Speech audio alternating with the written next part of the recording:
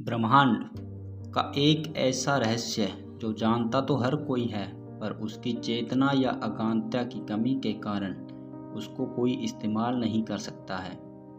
तो नमस्कार दोस्तों, स्वागत है आपका अपने चैनल मोटिवेट थिंग्स में। आज हम बात करते हैं ब्रह्मांड के उस रहस्य की जिससे आप अपनी ज़िंदगी बदल सकते हैं, और वो है चुप रहना। चुप रहने से मेरा मतलब मौन व्रत ही नहीं है। मेरा मतलब है कि जितना कम हो सके उतना ही कम बोलना। केवल बोलना ही नहीं, चुप में भी बहुत फायदे हैं। यही कारण है कि धर्म ग्रंथों में चुप मौन धारण को बहुत महत्व दिया है। अगर आप मानसिक शांति चाहते हो तो आपको चुप रहना ही सीखना होगा।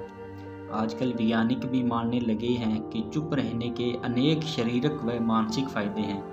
चुप रहने से एकाग्रता आएगी और आपकी रचनात्मक में वृद्धि होगी।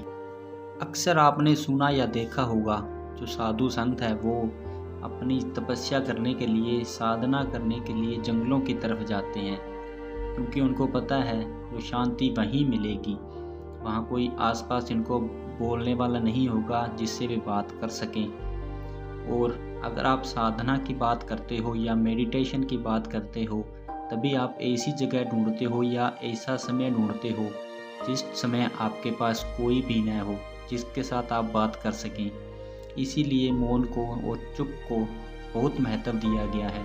दूसरी बात, अगर आप बहुत कम बोलेंगे तो इसके बहुत कम चांस होंगे कि आपके साथ कोई गलत व्यवहार करे। महान आचार्य चाणक्य ने कहा था, जिस व्यक्ति ने ये समझ लिया कि चुप कैसे रहना है, उसको सफल होने से कोई नहीं रोक सकता। आपके शब्द और भाषा आपके हथियार भी हैं और आपकी कमजोरी भी। बिना सोचे समझे बोले गए शब्द आपको परेशानी में डाल सकते हैं। क्या आपको पता है, द्रौपदी का इतना कहना कि अंधे का पुत्र अंधा ही है, महाभारत का एकमात्र कारण बना था। महान आचार्य चाणक्य अपनी चाणक्य नीति में बताते हैं कि उन्होंने अपने हजारों शत्रुओं को सिर्फ खामोशी से परास्त किया था।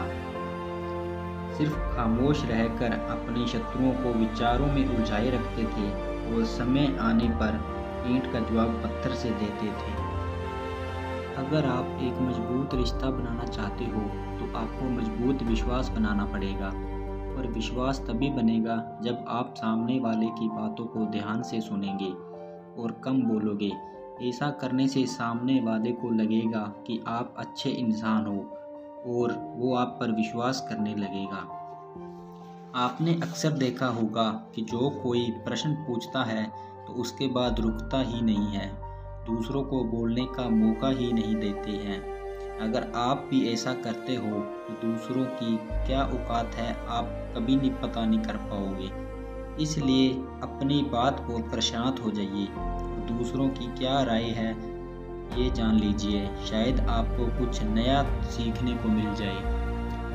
स्वामी विवेकानंद जी, जो बुद्धिमत्ता के कारण पूरी दुनिया में जाने जाते हैं, उनमें भी ये क्वालिटी थी कि वो अपने गुरु रामकृष्ण जी से जब कोई प्रश्न पूछते थे तो अपना प्रश्न पूछने के तुरंत बाद चुप हो जाते थे, ताकि उनके गुरु देव की क्या राय है उस प्रश्न को लेकर जो वो जान सके। शांत रहना एक शॉर्ट पावर है, मतलब एक ऐसी पावर जिसकी मदद से आप सामने वाले से बिना लड़े उसको हरा सकते हैं। तो आज से चुप रहना सीखें और अपनी ज़िंदगी बदल लें। अगर आपको ये वीडियो अच्छी लगी हो तो लाइक करना ना भूलें, और अगर अभी तक आपने सब्सक्राइब नहीं किया है तो अपना चैनल सब्सक्राइब करें, ताकि आगे से आपको ऐसी ही वीडियो देखने को मिले।